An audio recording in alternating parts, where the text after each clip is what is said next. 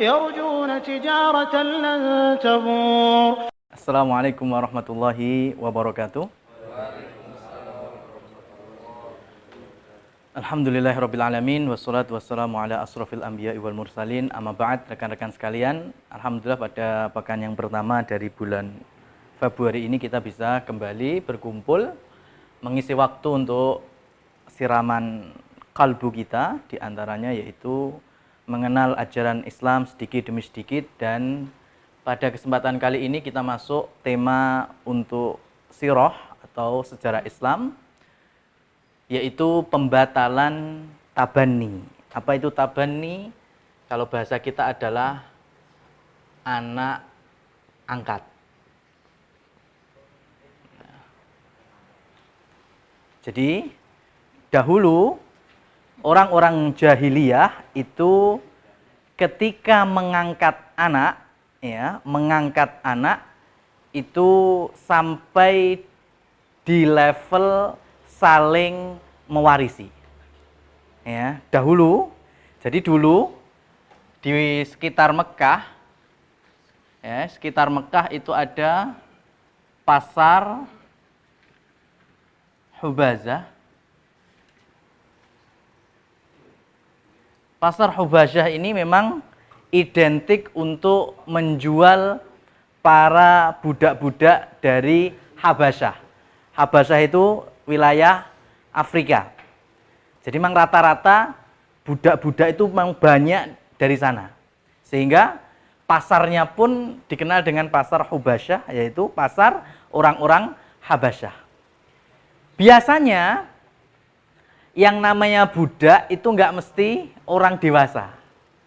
Ya, kadang masih ada anak usia 5 tahun, ada anak usia kurang dari 10 tahun, apalagi anak hilang. Jadi dulu itu kalau anak dolane kadon, kemudian bingung ngarep balik omah ramudeng, itu malah bisa ketemu orang, bukannya diantar tapi malah dibawa ke pasar budak, dijual, dan itu murah sekali. Ya, murah sekali. Nah, di pinggiran kota Mekah dahulu kala ada seorang anak yang usianya masih kurang dari 8 tahun, namanya Zaid bin Harithah. Ya, ada orang yang ini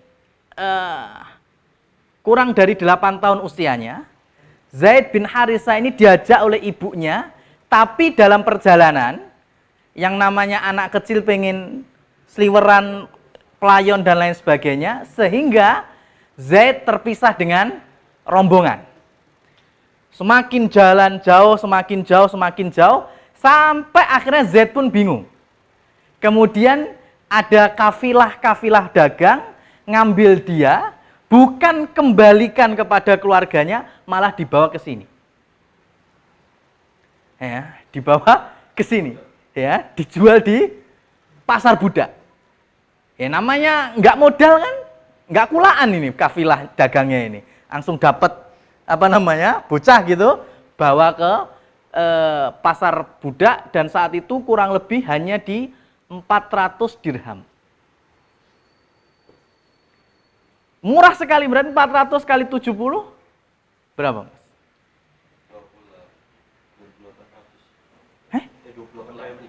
28.000? 70.000 ini? Ya. 28 juta. Apa 2.400.000 atau 28 juta? 28 juta. Murah sekali. Ya, bayangkan biasanya harga budak bisa sampai di 4.000 dirham. Lebih murah dari Nmax, betul. Ya. Bayangkan, murah sekali. Maka semenjak itu Zaid bin Harithah dibeli oleh seseorang bernama, ini kemudian dibeli oleh seseorang bernama Hazim bin Hisham. Ya, Hazim bin Hisham. Hazim bin Hisham ini adalah keponakannya Khadijah. Khadijah siapa? Istri Rasulullah Shallallahu Alaihi Wasallam yang saat itu mereka baru saja menikah, kemudian Rasul baru saja saat itu dilantik menjadi Nabi dan Rasul.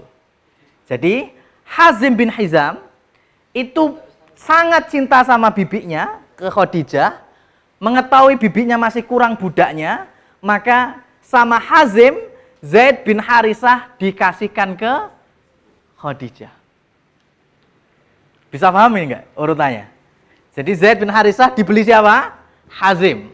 Hazim kemudian habis beli Zaid dengan kurang lebih segini kalau dirupiahkan, kemudian menghadiahkan untuk bibinya, yaitu Khadijah. Karena Khadijah istri yang begitu pengertian, ya, karena saat itu Khadijah sudah lahir darinya kurang lebih putri-putri, putranya baru Al-Qasim, baru melahirkan Al-Qasim, tapi kemudian Al-Qasim wafat, kemudian melahirkan Zainab, kemudian melahirkan Ruqayyah, kemudian melahirkan Ummu Kulsum, ya. Kemudian melahirkan Fatimah, semuanya masih perempuan. Maka Khadijah memberikan Zaid bin Harisah dihadiahkan untuk suaminya yang tercinta, yaitu Nabi sendiri. Ya, dihadiahkan kepada Rasul sebagai seorang budak. Ya, karena semua keluarganya perempuan. Ya, Rasulullah jarang punya kawan laki yang di rumah. Maka dihadiahkan oleh istrinya, yaitu bocah yang usia segini kurang lebihnya, Zaid bin Harithah. Tapi kemudian Rasulullah Shallallahu Alaihi Wasallam melihat Zaid ini bukan seperti hanya anak-anak Afrika, anak-anak Habasyah, anak-anak Ethiopia dan semisalnya. Ini orang masih kayaknya seorang orang Arab ini. Cuma Arab yang seperti apa? Mungkin pinggiran, nasabnya nggak terkenal, tapi bagus akhlaknya, bagus perangainya. Maka kemudian Nabi kita Muhammad Shallallahu Alaihi Wasallam menggendong Zaid bin Harisah, dipangku di pundak, kemudian keliling Ka'bah, menuju ke Ka'bah, dan keliling sambil menyerukan bahwa mulai hari ini yang aku gendong ini bukan Zaid bin Harisah, tetapi Zaid bin Muhammad. Ya. Mulai hari ini kalian saksikan, orang-orang sekitar Mekah, ya, kalian persaksikan bahwa bocah ini namanya bukan lagi Zaid bin Harisah, tetapi Zaid bin Muhammad. Berarti kalau kita terjemahkan, Zaid putra dari Muhammad. Maka mulai hari itu, orang-orang Mekah menyebut Zaid bukan bin Harisah lagi, tapi Zaid bin Muhammad. Jadi, anak angkat era jahiliyah, ya, era masa Rasul dan ke belakang, itu boleh disandarkan kepada ayah atau keluarga yang mengangkatnya. Berarti kalau dipanjangkan, di sini bisa Zaid bin Muhammad, di sini bisa Al-Quraisy. Ya. Dari suku Quraisy. Kenapa? Karena Rasulullah suku Quraisy. Ya. Dan itu lumrah. Ya, itu lumrah.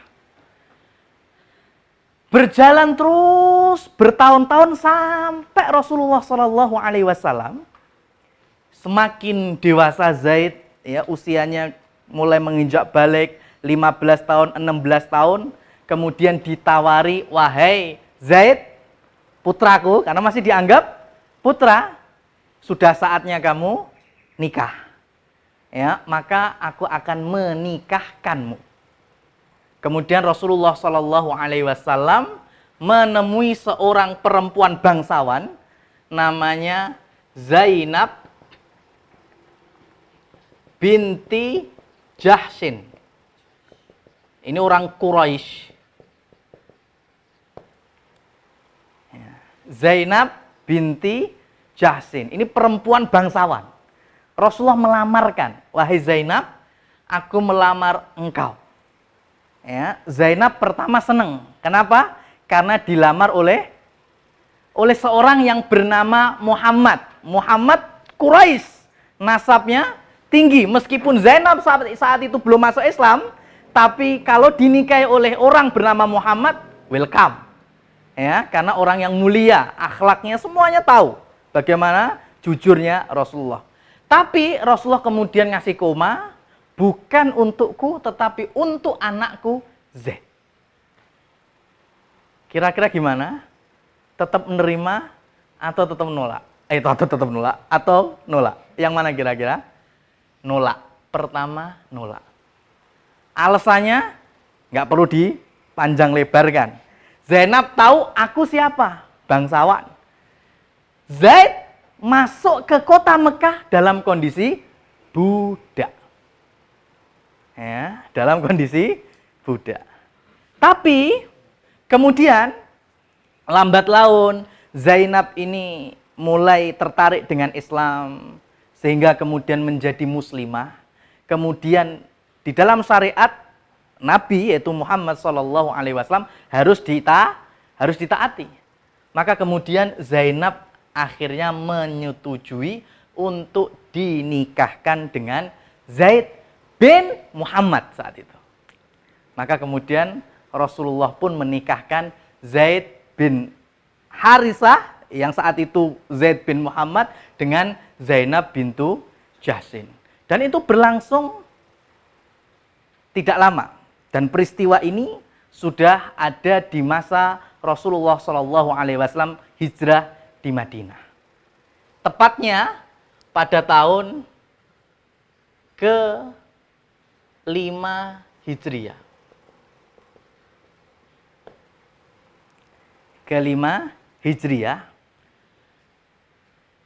Zaid mendatangi Rasulullah SAW dan menceritakan perihal keretakan rumah tangganya.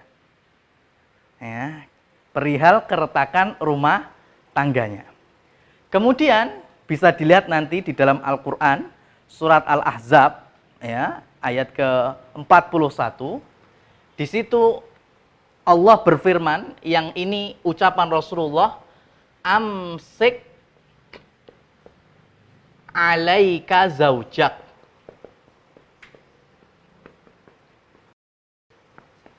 Artinya amsik itu peganglah olehmu istrimu. Nah, apa maksudnya? Kan Z lagi curhat ini ke ayah angkatnya. Ya, tentang hubungan ketidakharmonisan keluarganya. Tapi Rasulullah masih menasehati amsik alaika zaujak. Apa artinya berarti? Rasulullah minta Z untuk sabar, jangan cerai. Ya, jangan sampai cerai. Padahal di ayat yang sama Allah Subhanahu wa taala sudah memastikan Zainab binti Jahsin nanti akan menikah dengan Rasulullah. Ya, di ayat yang sama Allah itu sudah memastikan Zainab bintu Jahsin nanti pasti menikah dengan Nabi. Dan sedikit sekali para ulama yang mengkaji pembahasan permasalahan Zaid dengan Zainab. Karena bicara dua orang ini, dua-duanya mulia. Dua-duanya ahli surga. Tapi ujung dari rumah tangganya pisah. Ya, inilah yang disebut bahwa perceraian itu juga termasuk jalan solusi. Ya, tapi perceraian seperti apa? Ya, kisah dari Zaid dengan Zainab. Satu-satunya nama sahabat yang dikekalkan di dalam Al-Quran disebut langsung Zaidan. Ya, yang dimaksud Zaid ini tadi itu ada dalam ayat masalah perceraiannya dia dengan Zainab. Ya, maka kita bilang ini perceraian orang yang mulia, bukan asal cerai. Nah, di antara ahli tafsir menyebutkan kenapa kok terjadi ketidakstabilan dalam rumah tangga. Di antara ialah tadi, kenapa Rasulullah SAW meminta kita, mengajarkan kepada kita dalam menikah itu ada dalam dasar kafaah atau bahasa Indonesianya kufu. Ya, mengadopsi dalam bahasa Arab juga sebenarnya. Kufu itu artinya sepadan, sebanding. Ya, dan itu bicara sepadan, sebanding itu betul-betul umum ya, global. Dari sudut manapun bisa kita arahkan. Kenapa? Karena kalau tidak sekufu, bukan dilarang nikah beda sekufu loh ya. Tapi kalau tidak sekufu, banyak contohnya dan dalam Al-Quran jelas Zaid mantan budak dengan istrinya yang mulia yaitu Zainab bintu Jahsin. Sebagian ahli tafsir menafsirkan bahwa di saat ada keretakan rumah, Zainab bintu Jahsin itu bisa menjatuhkan harga diri suaminya dengan satu ucapan, kira-kira apa? Engkau dulu adalah budak, aku bangsawan selama-lamanya. Dan itu bagi Zaid meruntuhkan kehormatan dia sebagai seorang suami. Maka 1 tahun Rasul meminta untuk amsik alaika zaujak, pegang dulu istrimu. Tapi tahun depan Rasulullah Shallallahu Alaihi Wasallam meminta supaya Zaid menceraikan Zainab. Ya, karena ayatnya sebetulnya Rasul sudah tahu nanti Allah pasti menikahkan Rasul dengan Zainab. Kenapa? Karena satu-satunya manusia yang nggak bakal bisa dilangkai oleh Zainab hanya Rasulullah. Kenapa sebabnya? Nasabnya Quraisynya lebih tinggi. Ya, Rasulullah nasab Quraisynya lebih tinggi. Zainab masih di bawahnya, meskipun sama-sama Quraisy, tapi sukunya dari Bani Makhzum itu masih di bawah Bani Hashim. Ya, jadi Zainab raiso petiti. Ya, kalau sama Zaid, ya, sama Zaid bisa. Zaid mantan budak.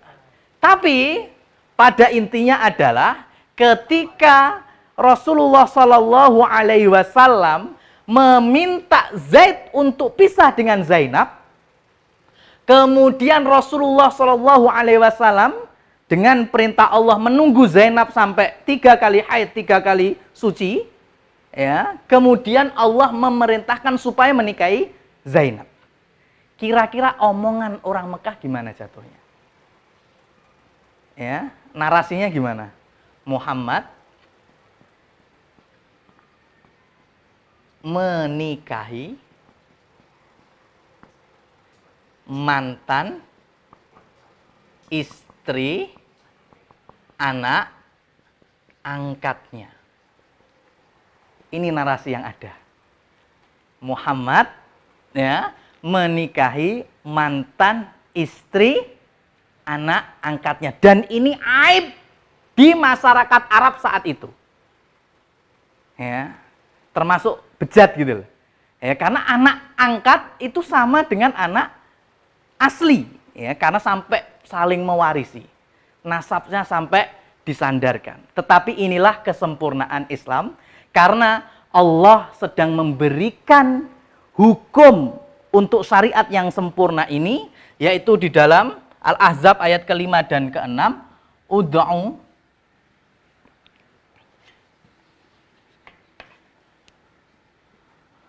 ud'uhum li'abaihim dzalika aqsatu indallah. Ud'uhum, panggillah mereka sesuai dengan ayah biologisnya. Jadi Allah menyeting Rasul menikahi Zainab bintu Jahsin supaya ayat ini terbuka untuk seluruh orang-orang yang beriman dan orang-orang Arab pada umumnya. Ud'uhum li'abaihim, panggillah nama anak angkat-angkat kalian ya kepada nama bapak aslinya. Tidak boleh menyandarkan nama anak angkat kepada ayah angkatnya. Itulah yang kemudian disebut pembatalan tabani. Mulai saat itu di tahun 5 Hijriah Islam mengharamkan adopsi atau anak angkat versi ini. Paham maksudnya versi ini? Jadi kalau kita bicara adopsi, ya, ini kita hapus dulu. Kita pakai dua definisi ya. Angkat anak bahasa kita adopsi gitu aja ya. Adopsi kita pakai dua definisi. Definisi pertama yaitu mengangkat anak sampai menyandarkan nasab. Menyandarkan nasab. Contohnya gimana? Mungkin sampai diurus. Ya, umpamanya saya ngadopsi bayi dari panti. Ya, usia 5 bulan atau 10 bulan. Kemudian setelah selesai adopsi, saya urus secara hukum-hukumnya, mungkin aktenya sampai masuk ke dalam KK. Ya, contohnya umpamanya bayi yang saya angkat kalau laki-laki namanya Ahmad. Ya, kalau perempuan Fatimah umpamanya. Ahmad aslinya anak siapa, Fatimah juga aslinya anak siapa. Tapi setelah saya adopsi, saya bikin sebisa mungkin Ahmad bin Iqbal. Ya. Fatimah binti Iqbal. Semacam ini. Ini definisi yang pertama. Adopsi yang sampai menyandarkan nasab ke kita. Maka ini masuk ke dalam Al-Ahzab ayat 5 dan 6. Ud'uhum li'abaihim, maka ini hukumnya haram. Tidak boleh mengadopsi anak sampai menyandarkan ke ayah angkatnya. Paham ya?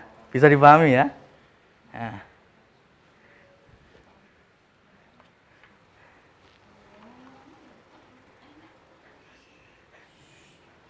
Sampai sini paham nggak?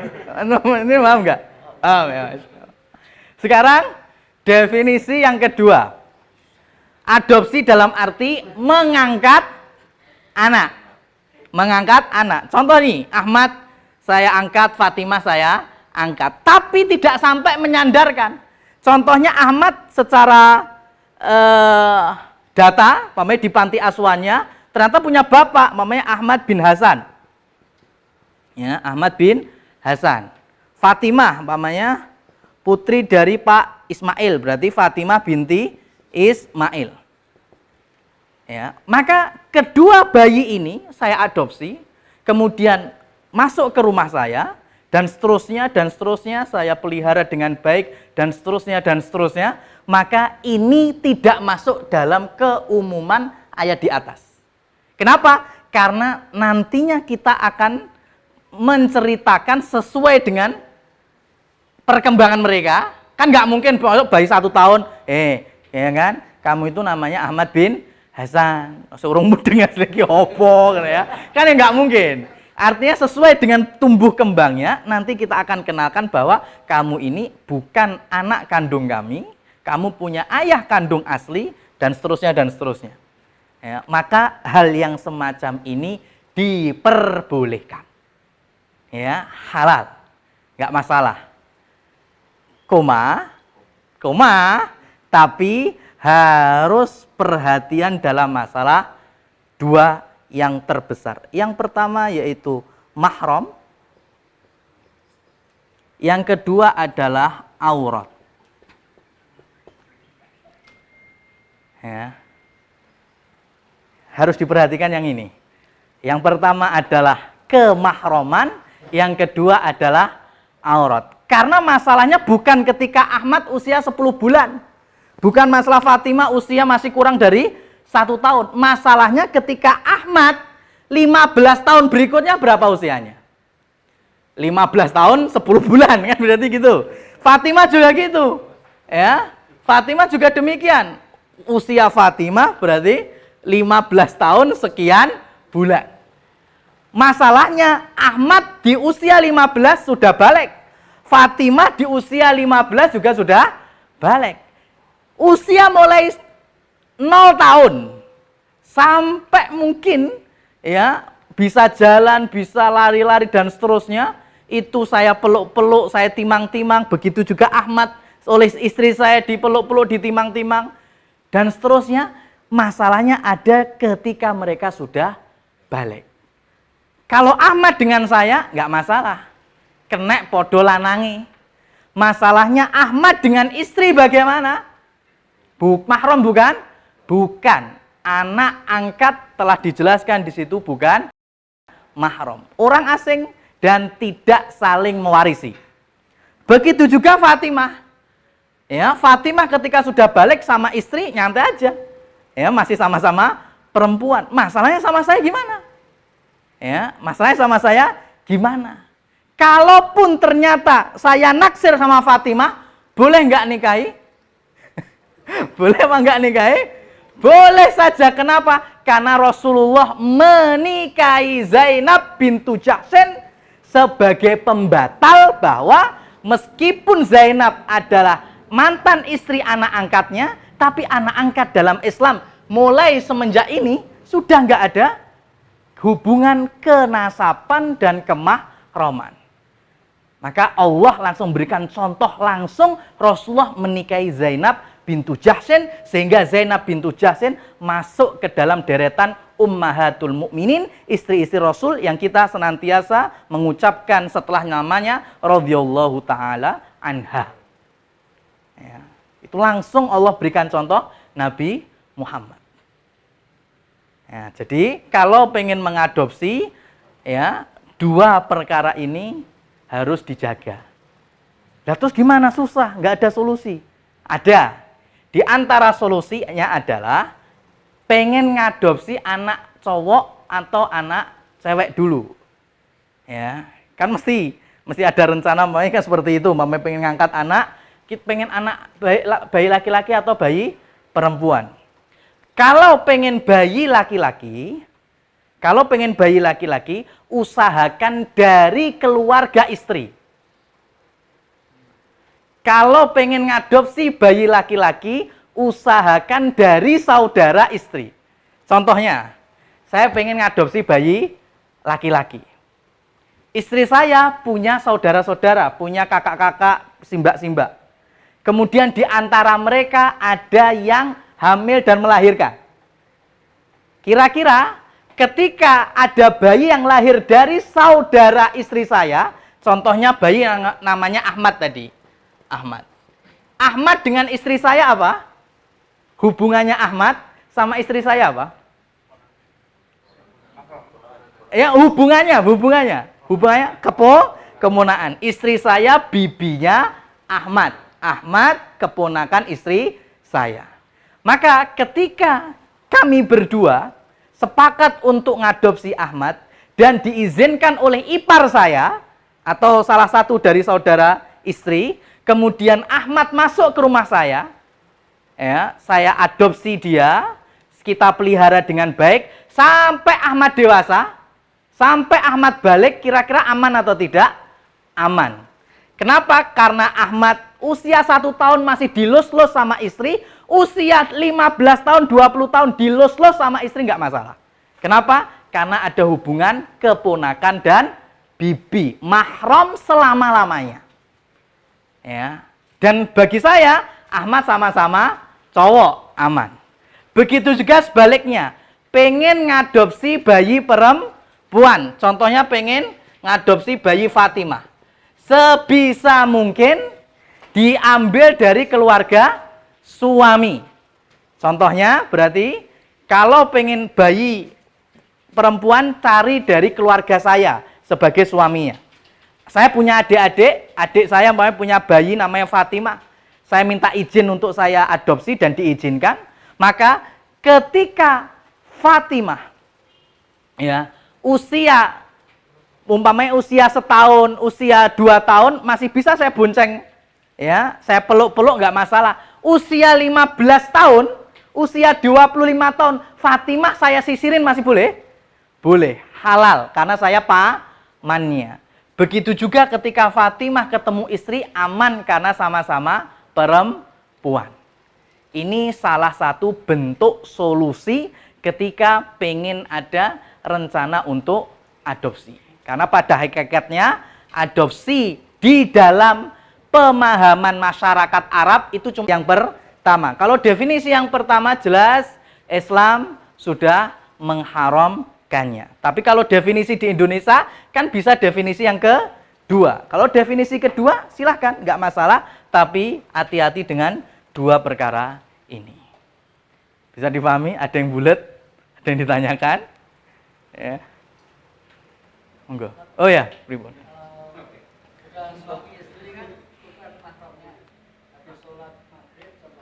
Ya. Mau sholat sunnah, tapi si istri mencium tangan suami, Ya. apa harus kata lebihnya kan enggak? Ya.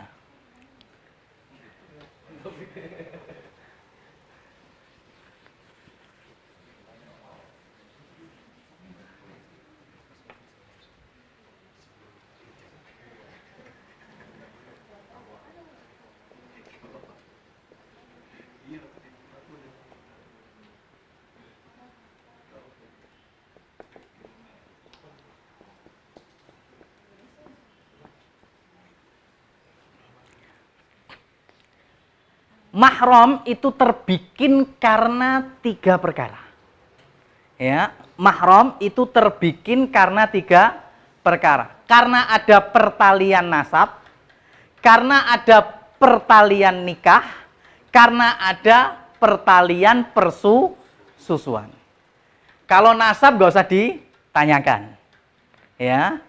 Kalau nikah sekarang contoh mahram selamanya dalam pernikahan ialah orang tua daripada pasangan. Apa sebutannya? Apa sebutannya? Mertua. Ya, paham ya? Orang tua dari pasangan. Kalian artinya kalau suami berarti orang tuanya istri. Kalau jadi istri berarti orang tuanya suami. Dari sudut pandang yang atas berarti menantu melihatnya. Dari sudut pandang yang bawah mertua melihatnya. Sekarang sekelas ini saja menantu dan mertua itu mahram selama-lamanya. Jadi mohon dikoreksi kalau pakai vocabulary Indonesia memang kalau pakai istilah Indonesia memang kurang pas. Ada istilah mantan mertua, nggak ada dalam Islam mantan mertua. Adanya mantan istri. Paham nggak ini? Contohnya la qadarallah, ya, semoga tidak terjadi. Ini cuma ngasih gambaran aja biar tambah mudeng gitu ya, wis. Contohnya, saya punya pasangan, saya punya istri, saya punya orang tua, istri punya orang tua. Artinya antar kami punya mertua. Kemudian, ya, sebagai gambaran ada mau nggak mau pisah antara saya sama istri. Ya, pisah. Artinya yang tadi istri kemudian menjadi orang asing. Tapi untuk orang tuanya istri, di situ ada perempuan. Mertua saya perempuan. Mertua perempuan saya itu selama-lamanya mahram.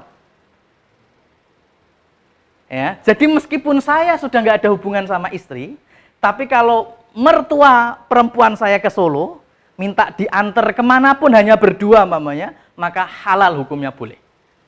Ya, halal hukumnya diperbolehkan.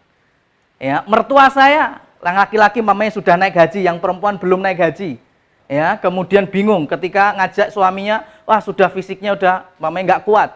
Ya, kemudian anak-anak laki-lakinya pada nggak mau, sibuk mamanya. Kemudian ngontak saya untuk nemeni, boleh. Halal hukumnya. Kenapa? Karena saya apa istilahnya? Dari sudut pandang sana menantu. Jadi nggak ada istilah mantan mertua, mantan menantu. Yang ada mantan tadi pasangan, mantan suami, mantan istri. Paham sampai sini? Nah, sekarang Imam Syafi'i dari sudut pandang ini menyatakan bahwa pasangan kita pada hakikatnya orang asing. Ya, pasangan kita pada hakikatnya orang asing. Karena tadi ada suratnya. Kalaupun selesai nanti sudah ada istilah mantan suami, mantan istri. Oleh karena itu, Imam Syafi'i sangat kuat di sini apabila di antara pasangan suami istri sudah wudhu, kemudian bersentuhan kulit dengan kulit, ya, bersentuhan kulit dengan kulit, maka batal wudhunya. Ya, bersentuhan kulit dengan kulit. Kalau kain dengan kain, enggak. Ya, kulit ketemu kulit. Kalau kulit ketemu kain, ya enggak. Yang harus kulit ketemu kulit. Itu baru batal. Antar siapa? Antar pasangan suami istri. Artinya kalau ternyata saya punya wudhu, kemudian saya nyalamin atau mungkin saya dicium sama adik perempuan saya, batal apa enggak? Enggak batal. Kenapa?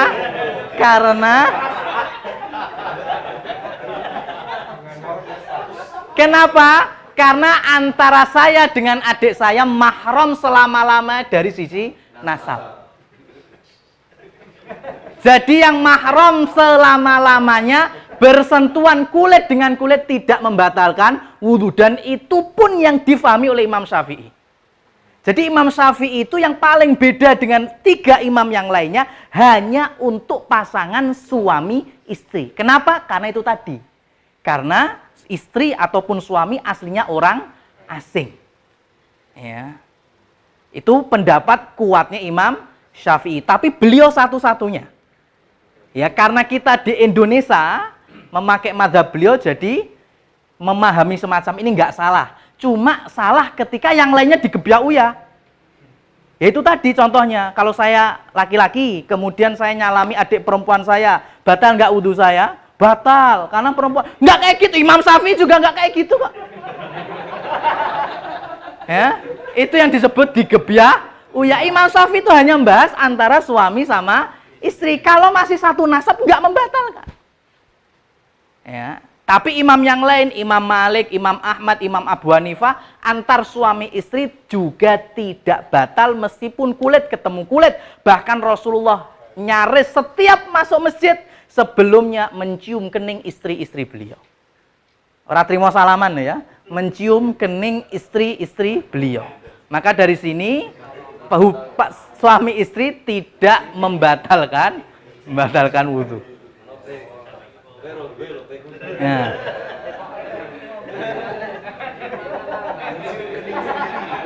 Mencium di cermin berarti. Selfie bisa. Jadi bisa dipahami ya.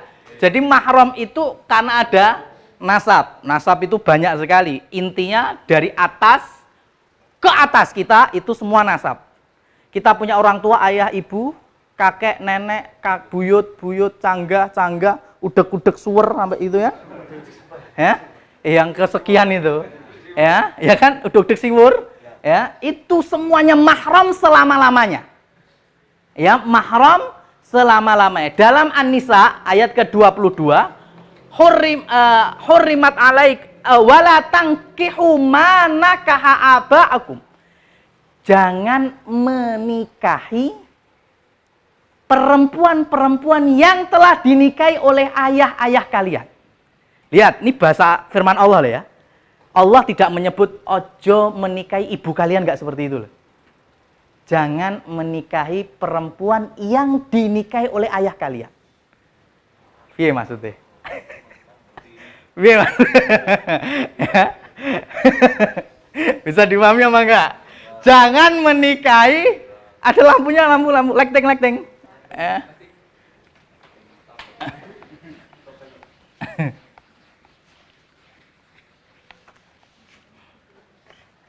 Nah, jangan menikahi ibu. Jadi mamanya, ini saya Iqbal. Saya punya ayah. Ayah saya menikah dengan ibu saya, akhirlah saya. Tapi ternyata ayah saya juga menikah dengan di sini ada Fatimah. Ya, kemudian menikah lagi dengan di sini ada Zainab. Ya, menikah lagi dengan Aisyah. Ya. Paham ini? Ya. Ya. Jadi ayah ini saya memanggil Fatimah, Zainab, Aisyah apa? Ini sekali lagi Di Indonesia ruwet, Mas. Ingat ya. Saya manggil orang yang melahirkan saya ibu. Kemudian saya manggil ke Fatimah bunda. Kemudian saya manggil ke Zainab mama. Ya. Kemudian saya mengambil ke Aisyah ummi. Ruwet akhirnya. Kenapa? Karena kalau di Arab itu cukup satu zaujatul ab. Istri dari ayahku. Lah ibu siapa? Ibu itu hanya satu orang yang melahirkanku. Itu yang disebut ummi yaitu, yang disebut mami yaitu. Lah terus Fatimah siapa? Yo RI2, RI3. Bahasanya gitu. Ya, jadi jelas. Artinya mohon maaf ya. Bisa jadi saya usia umpamanya 30 tahun. Kemudian saya sudah ditinggal wafat oleh ibu. Ya. Kemudian saya masih punya ibu-ibu, bukan ibu-ibu, istri-istri ayah yang lain. Ya. Mereka semuanya adalah mahram. Mereka semua adalah mahram selama-lamanya. Kenapa kok harus saya bilang selama-lamanya? Karena bisa jadi ayah menikahi Fatimah usia 45 tahun. Ya. Kemudian ayah menikahi Ibu Zainab usia 50 tahun. Ayah menikahi Aisyah usia 19 tahun. 5 tahun berikutnya ayah saya wafat. Usia saya 35 tahun, Aisyah usia berapa? 24. Nah. Cocok nih.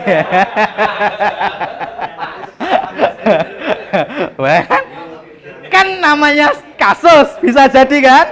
Saya usia 35, di sini ada Ibu Fatimah usia udah 50, Ibu Zainab sudah 55, Aisyah 24 tahun.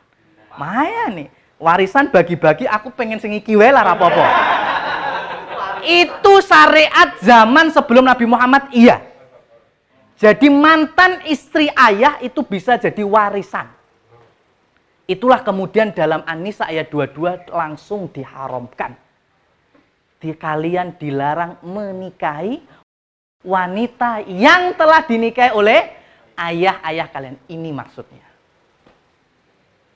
Oleh karenanya, mahram selama-lamanya. Ya, jadi jangan sampai ada naksir dengan mantan istri-istri orang tua kita. Haram hukumnya dan itu dosa besar. Sampai sini paham? Oke, sekarang saya naikkan. Saya punya kakek, ya, kakek Hasan namanya. Ya, usia 85 tahun. Ya, ketika saya tengok, Mbah, pengen apa Mbah untuk ya istilahnya mengisi waktu tuanya? Aku pengen nenek sing ngopeni le. Ya udah gimana pengen apa? Yo mbok iso aku nikah neh. Ya oke. Kemudian kakek Hasan, kakek saya menikah dengan umpamanya ada Mbak Salma usia 25 tahun. Loh yo, jangan masalah ini kasus. Sebisa mungkin ya pokoknya bisnis ini langsung tang ya. Kemudian ternyata antara kakek dengan Salma ini cuma berapa bulan. Innalillahi wa inna ilaihi raji'un. Ya, maka akhirnya Salma menjadi jandanya kakek saya. Ini kan tadi contohnya kakek saya kan Hasan. Gimana kira-kira boleh nggak saya menikahi Salma habis itu? Hah? Boleh? Haram hukumnya. Karena sebagaimana tadi kami jelaskan, dilarang menikahi wanita yang sudah dinikahi oleh ayah kalian. Itu hukumnya ke atas. Ya, hukum itu ngalir ke atas.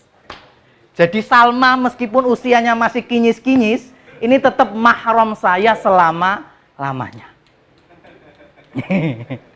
Paham? Paham ya? Oke, tuh.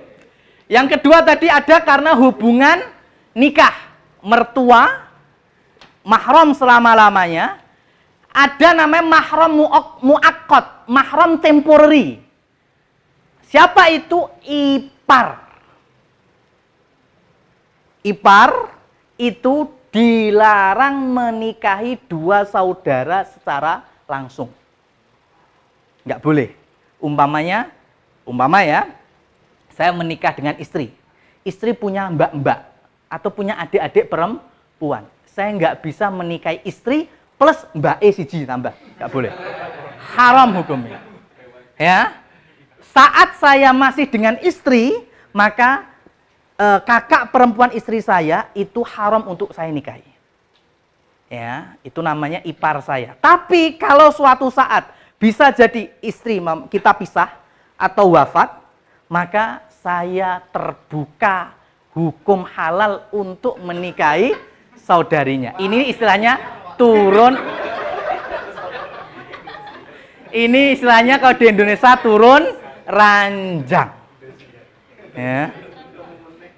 Tuh, ya. Ya. Paham? Kemudian satu lagi mahram yang muakkad ialah bibi istri. Bisa bayangin? Saya punya istri. Istri saya punya bule. Jangan dibayangin kalau sama bulenya harus terpaut 30 tahun, jangan loh ya. Ya. Karena bisa jadi terpaut 2 tahun, 3 tahun. Ya. Karena dulu orang tuanya ya, itu nikahnya muda-muda umpamanya.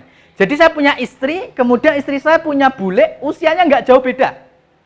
Ya, maka selagi saya masih berstatus suami dengan istri saya, maka bibiknya dia itu mahram temporary.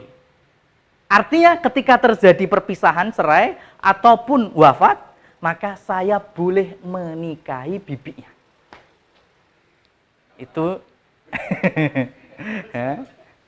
Nah, kemudian yang terakhir yaitu mahram karena tali persusuan. Mahram karena tali persusuan gampang. Artinya yang penting sama-sama konsumen mahram. Ya. Sama-sama konsumen itu mahram, sudah gitu saja. Ya, artinya ada satu ibu susuan nyusui siapa saja, dari konsumennya ini yang disusui, mereka ada tali mahram selama-lamanya, nggak boleh nikah. Dan ini hati-hati. Bicara di sini mungkin nggak terjadi masalah karena saya sendiri yang pernah dapat kasus, bahkan saya sampai datang ke rumah. Ya, datang ke rumah untuk menjelaskan ini pernikahan harus batal. Tapi namanya orang nggak punya ilmu dan mohon maaf orang yang istilahnya kolot, sampai sekarang mereka ada dalam satu atap. Ya, jadi ini ada kasus real di lapangan. Ya, termasuk dari tetangga kami. Jadi ada 2 rumah. Rumah yang pertama itu sawah, tani.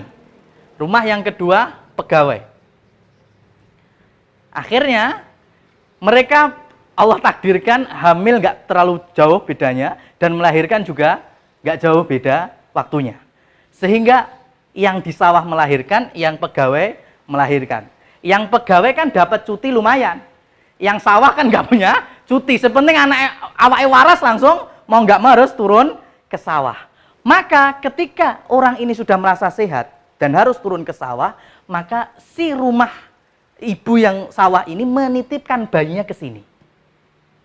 Menitipkan bayinya ke rumah sini. Dan apa yang terjadi? Bayi mesti rewel, mesti nangis. Dan salah satunya biar meneng disusui. Akhirnya bayinya ini dapat susu sama ibu pegawai ini. Sebagaimana dia juga menyusui anaknya. Dan itu berjalan berangsur-angsur terus. Selesai masa anak-anak, tambah dewasa, tambah besar. Bayi A ini cowok, bayi ini cewek. Dan mereka saling taksir-taksiran sampai nikah. Sampai nikah. Dan ketika pernikahan itu sampai di kabar kami, maka kemudian saya minta tokoh masyarakat dari imam masjid, ayo datangi rumahnya, kita jelaskan. Ini harus dihentikan, harus dibatalkan pernikahannya. Karena mereka saudara sepersusuan. Nggak boleh. haram hukumnya. Tapi orang kolot ndak apa zaman bayi orang podo ngerti lah. Sing ya malah sing wong tuaku sing ngerti apa. Repot ya. Ya, itu real, ini ada seperti semacam ini karena ukuran sepersusuan itu minim sekali, hanya sebatas kenyang. Kalau sudah kenyang udah masuk ke dalam sepersusuan. Bagaimana tanda kenyangnya? Pertama bisa dengan gumoh bayi itu, yang kedua dengan melepaskan dengan sendiri ya ASI itu. Itu udah dianggap kenyang, selesai. Ya, jadi nggak mesti harus berapa hari, berapa pekan, berapa kali nyusu, enggak. Yang penting sampai kenyang. Itu madhab yang paling rojih. Demikian, Mas Taufik paham ya, insya Allah. Ya, gimana? Air susu apa ada yang dijual itu, Pak? Nah, bagus. Ya, bagus. Sekarang ada istilahnya bank ASI, bahkan ada juga bank sperma. Ya, ada bank ASI, ada bank sperma. Memang seakan-akan ini kecanggihan, memudahkan. Bahkan ada ibu-ibu yang mungkin ASInya banyak, mau nggak mau akhirnya dia mensedekahkan dalam tanda petik ASInya ke bank ASI tersebut. Masalahnya adalah adanya bank ASI bukan mempermudah, tetapi dalam fikih merusak nasab. Karena kita nggak tahu asal-asalan, bisa jadi. Ya, kita nggak tahu, memang tanya ke bagian customer service. Saya pengen ASInya Ibu Hafidhoh Sholihah, kemudian bisa kayak gitu? Nggak bisa, yang penting sudah kasih. Maka ini bukan mempermudah, merusak nasab. Ya, begitu juga bank sperma sama saja. Ya, kita nggak tahu ternyata ASInya orang kafir, ya, ASInya orang musyrikah macam-macam. Naudzubillah. Karena sekelas ibunya Imam Bukhari, ketika keluar ke pasar sebentar menitipkan ke tetangganya, dan Imam Bukhari saat itu masih bayi, kemudian disusui, dan orang tuanya, ibunya melihat ke belakang, itu langsung balik lagi ke tetangganya, menarik bayinya, kemudian merogoh-rogoh mulutnya Bukhari sampai dimuntahkan ia. Supaya apa? Karena ibunya tidak ridho ASI anaknya kemasukan dari ASI tetangganya yang dikenal bukan orang yang solihah. Makanya benar jadinya akhirnya Imam Bukhari dari kecil sudah dijaga asupannya. Gitu. Yang lain, monggo, Mas Bagas. Oh, Mas Bagas. Satu akar kata ya. Nggih, monggo Mas. Oh ya. Ya Mas Lur dulu. Yang manusia yang ada di sawah sama yang pegawai tersebut ya. Iya. Itu berarti anak tersebut harus berbakti kepada kedua orang tua. Ini yang cowok. Perwakilan Yang cowok. Masalahnya berbakti itu semacam apa? Kalau dalam berbakti secara umum iya. Tapi yang namanya kebaktian atau berbakti secara utuh kepada ibu yang melahirkan itu mesti lebih utama. Ya, berbakti itu ya tetap berbakti dan mahram selama-lamanya. Ya, jadi umpama kalau ini sama ini mahram karena sepersusuan. Kan ini punya saudara. Ini juga punya saudara umpamanya. Saudara-saudara ini sama ini mahram bukan? Belum tentu karena dia bukan konsumen. Ya. Intinya kalau sepersusuan itu sama-sama konsumen. Itu toh. Ya, kalau di luar konsumen itu bukan. Ya. Paham ya? Ya, Mas Taufik lagi. Kalau mendoakan orang non muslim apa boleh? Ya, mendoakan apa dulu? Mendoakan supaya dapat hidayah boleh Mas, bagus sekali. Ya, semoga Allah berikan hidayah, berikan.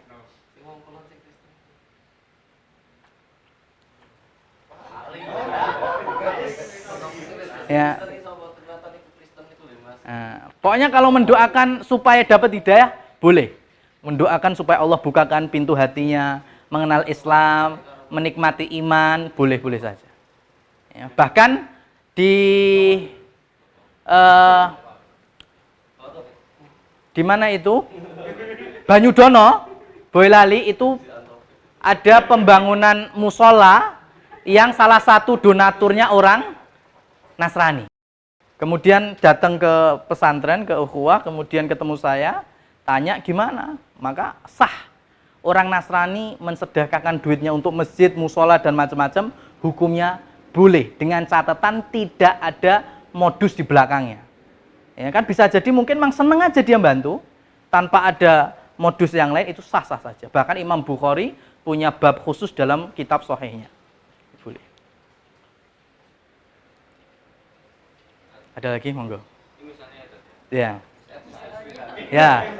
Ya, saya punya istri. Ya. Ngase. Ya.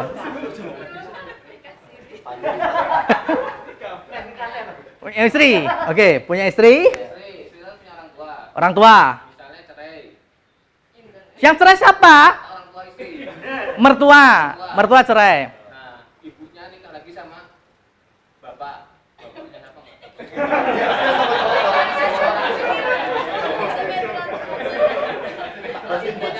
Ya, ya gimana? Si. Mertua saya nikah lagi gitu loh, Ustaz. Habis cerai. Gini. Nih.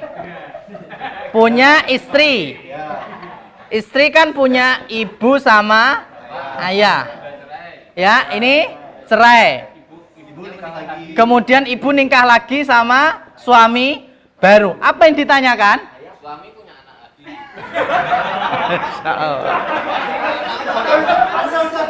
Suami punya anak lagi. Anak lagi. Saya nambah istri satu lagi sama kita nikah lagi gitu loh. Nikah sama siapa? Anaknya bapaknya itu. Anaknya dari suami itu. Anak ini sama sampean apa manggilnya? Oh iya. Kakak. Ya kalau dia lebih kecil kakak. Kakak adik ipar. Enggak loh. Ipar tiri. Ini yang lahir dari sini juga? Enggak. Bawaan dari suami. Oh, bawaan. Lah ini bawaan ya boleh. Gini, saya kasih satu kasus yang lebih ngeri lagi. Lebih ekstrim malah saya kasih.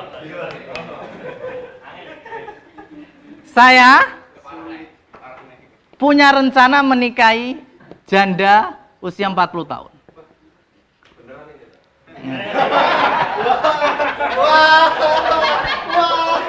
Berat malah. Ada janda usia 40 tahun, ya. Kemudian sudah ada proses, dah mulai ngurus surat N1, N5 dan seterusnya ya. Kemudian ketika berencana mamanya ngurus itu, belum sampai akad ini, ternyata di kantor kependudukan atau kantor desa macam-macam ya, janda 40 tahun ini ditemani oleh orang-orang yang lain, kemudian ada perempuan cantik, usianya 20 tahun. Nah, kemudian saya tanya ke janda ini, maaf mam.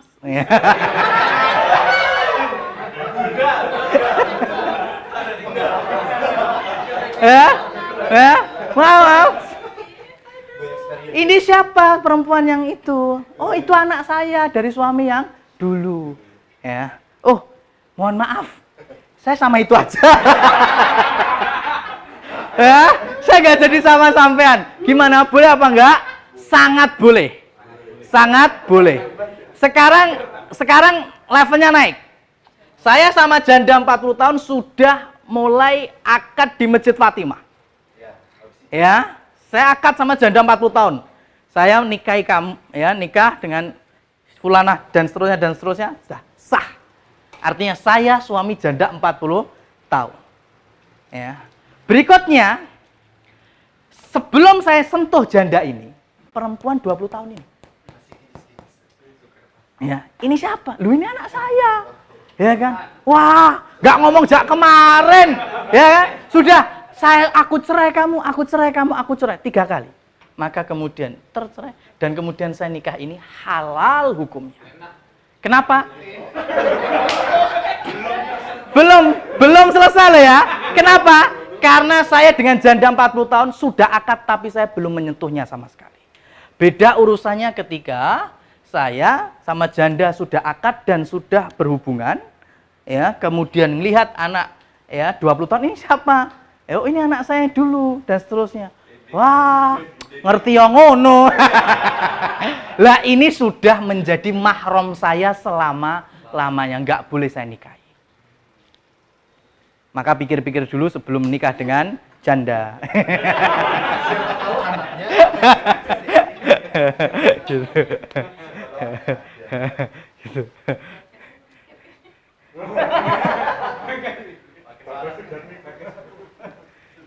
Jadi kasusnya seperti itu. Kalau itu anak yang kita nggak tahu, karena saudara itu bisa kandung, saudara bisa satu ayah, saudara bisa satu ibu. Itu yang mahram.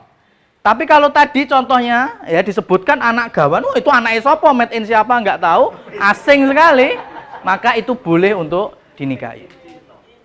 Ya. Sudah? Ada lagi? Cukup? Oh, Mas Tony. Artinya sepupu kan? Ada sekufu. Ya. Nah itu maksudnya kalau beda umur terlalu jauh atau apa gitu? Ya, jadi kufu itu para ulama pertama sepakat yaitu masalah agama. Kalau bahasa orang Indonesia seiman. Nah, itu. Itu bahasa. Itu ini sepakat, ya sepakat. Para ulama membahas kufu yang pertama seiman. Ini nggak ada toleransinya, harus. Kemudian baru berikutnya ini pada silang pendapat, artinya ada yang membawa kufu ini hanya di batas ekonomi. Ada kufu dibawa kepada nasab. Ada kufu dibawa ke macam-macam. Maka kemudian para ulama menggarisbawahi artinya itu dikembalikan kepada uruf. Ya, dikembalikan kepada uruf atau adat istiadat. Ya, mungkin kalau di kita mungkin bisa mengistilahkan dengan bibit, bebet, bobot, ya, itu termasuk dalam kufu. Tapi catatannya ialah kalau mendapatkan contohnya yang paling real seperti Khadijah. Rasul menikah dengan Khadijah itu kufunya sama sekali jauh. Hanya satu aja, nasabnya sama-sama Quraisy. Ekonomi jauh, usia beda, macam-macam. Ya, jaka sama janda, artinya nggak ada kufunya. Ya. Tapi ketika Rasul menikahi Khadijah, Khadijah perangai yang begitu sempurna sehingga tahu posisinya menjadi istri. Lah kalau dapatnya kayak Khadijah ya nggak apa-apa. Beda kufu pun nggak masalah. Tapi ya kan, cuma sebatas pamflet, jadilah Khadijah masa kini, pret, nggak ada. Ya kan? Nggak ada. Ya. Sebatas tagline Khadijah masa kini, jarang. Tapi kalau Khadijah seperti Rasulullah, Masya Allah nggak masalah. Karena Khadijah ketika menjadi istri, langsung memberikan semua saham atau semua investasi dagangnya kepada Rasulullah. Rasul yang kemudian memutar itu semua, Khadijah gini, Mas. Padahal dipikir sing diputer duitnya sapa, Mas? Nah, lek diputer ya dua hartanya Khadijah. Tapi Khadijah minta kepada Rasulullah nafkahnya dan Rasulullah menafkahi Khadijah dari perdagangannya milik Khadijah juga. Ya, itu nggak masalah kalau ketemu yang seperti itu. Ya. Kalau beda daerah misalnya. Nah, beda daerah, kalau nggak masalah itu bukan termasuk sekufu, kecuali daerah-daerah yang di situ ada beberapa penyakit. Contohnya ada di Ponorogo yang satu kampung wong gendeng kabeh lho, Mas. Ya kan? Kan ada ya? Ya, kan bisa. Di sekitar wono sak desa rada ya, itu jangan, itu ulama memakruhkan. Ya, karena ditakutkan nanti keturunannya ya itu, atau penyakit-penyakit tertentu. Kalau dulu ada kampung yang satu kampung 80% kusta, 80% lepra, ya, dan macam-macam itu kaum muslimin dilarang untuk menikahi dapat kampung tersebut. Ya. Tapi kalau hanya sebatas beda, bahkan kalau Imam Abu Hanifah di antara madhabnya sebisa mungkin semakin jauh semakin bagus. Kenapa? Karena nanti dakwah semakin menyasar ke daerah-daerah yang jauh. Ya, asal dari sini dapat NTT enggak apa-apa. Papua gitu. Ternyata nanti mantunya kepala UPM kan Mbak Meno bisa meluruskan ya kan nggak masalah.